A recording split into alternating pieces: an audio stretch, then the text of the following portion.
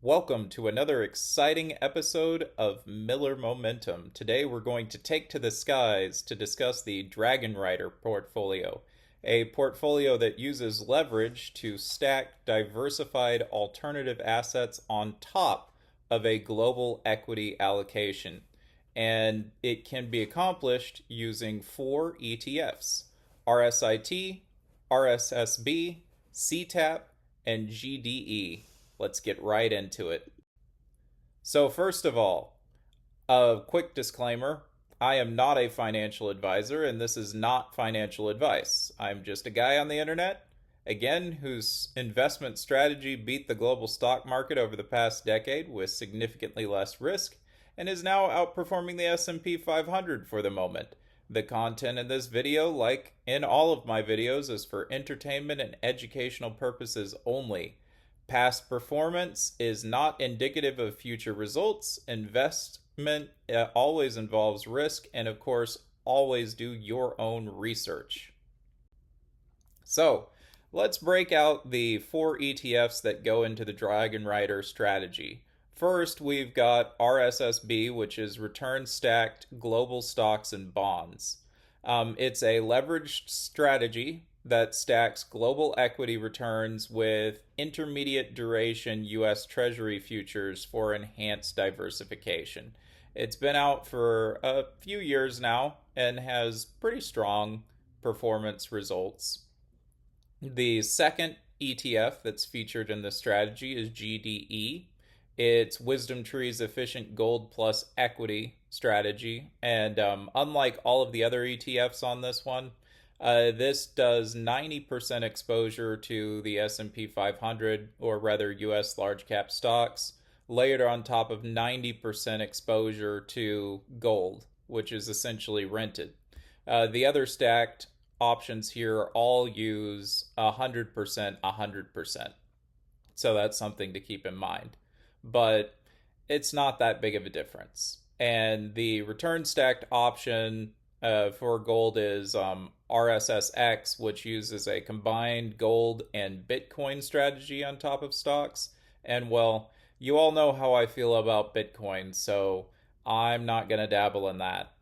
The next ETF, of course, is CTAP, which simplifies CTA ETF with 100% exposure to US large cap stocks. And then last of all is a new one that just came out on Cinco de Mayo, which is RSIT, which is Return Stacked International and Managed Futures. It's a lot like their RSST ETF, except it does international. And why choose CTAP instead of RSST? Well, because I'm a big fan of Simplify's CTA, and also it just gives a second managed future strategy, and all managed future strategies tend to be very different from one another, so this just maximizes our diversification here. So, anyone who wants to dive into return stacking should know the risks and historical concerns. The benefits are, of course, that you're getting enhanced exposure without additional capital through futures overlay strategies. You're essentially renting your other half of your assets and hoping that their performance is better than the cost of rent. And so, if it is, which is generally a good assumption to make, then you're going to get more return than you would with just a single asset. That's something that's really important to cover here. When you're stacking assets, you're not getting double the return. You're getting the return of both assets minus the cost of renting the second one. And during a downturn, you've got amplified downturn as well, because not only are you out the downturn of the initial asset, you can be out the downturn of the secondary asset that you're renting, plus the cost of renting. So that can really devastate your portfolio if you're not careful. A lot of these return stacks try and mitigate that by stacking assets that are non-correlated. So, for example, in a prolonged downturn in the stock market, bonds are going to generally go up. So half of RSSB will go up, which may actually result in a situation where your overall portfolio declines less than if you had 100% in stocks. Anyway, gold exposure provides inflation hedge during inflationary periods, so that's why I've got GDE in this strategy. Managed futures offers crisis alpha during market stress events, and this strategy doubles up on that managed futures exposure precisely because it tends to offset declines during periods of drawdown across all traditional assets. So it acts as a savior from the negative effects of leverage. And of course, international diversification reduces home bias and geographic concentration. You'll know from watching my channel that I am never 100% US in my strategies. I always use international investment for my own portfolios, and typically my own investments have about 50-50 when it comes to domestic international mix. There's also some risks and historical concerns with return stacking. First, it had a previous incarnation. It was called Portable Alpha before the 2008 Great Financial Crisis. And a lot of those Portable Alpha funds went under because they couldn't track their indices, they had basis risk. Things just went sideways for them in terms of their financial vehicles and instrumentation. And that was primarily because of the leveraged amplification. It just fell apart during that big stock market drawdown in 2008. The return stacking strategies available today have tried to address those concerns, but it's important to remember that none of them have been through a massive downturn like the dot-com crash or the great financial crisis. So we don't know exactly how these assets will behave in a big crisis just yet. Most of them have a very limited track record of 3 or fewer years.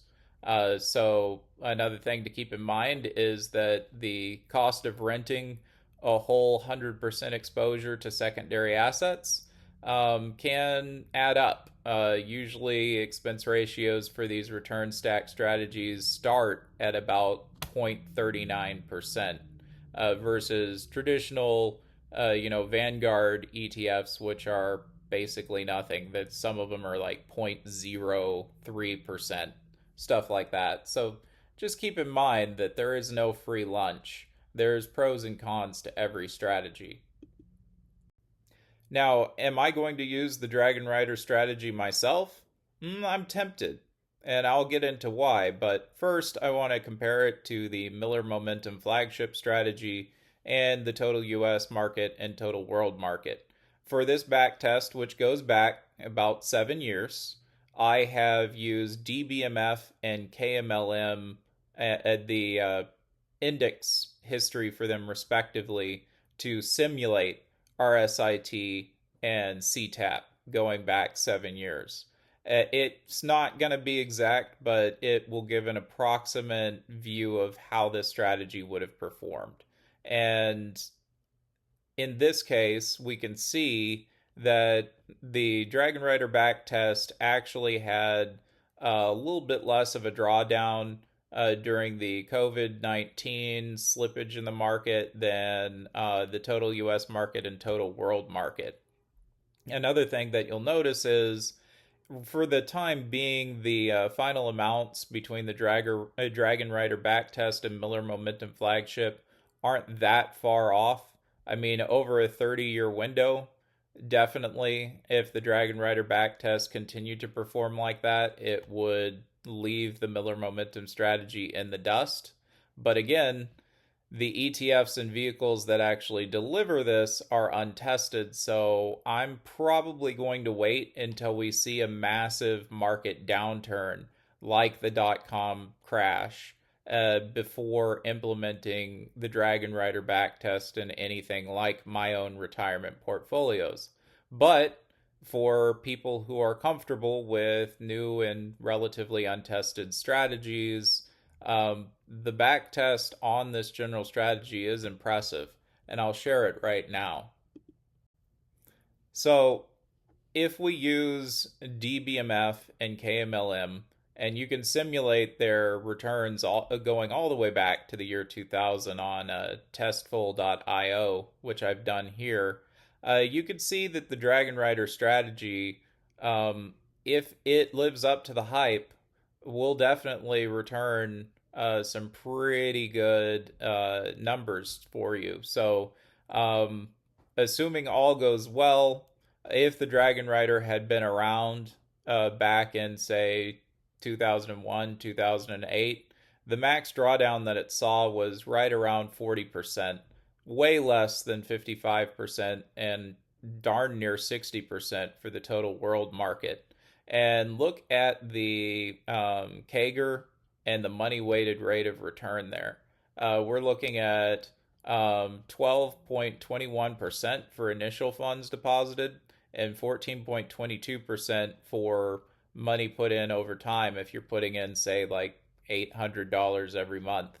Compare that to the S&P 500 and the total world market, and it's leaving them in the dust. The Sharpe ratio for this thing is 0.62, which is way better than the S&P 500 and total world market. It's got better volatility, better everything. So again, if the theory pans out, this thing is definitely worth a look.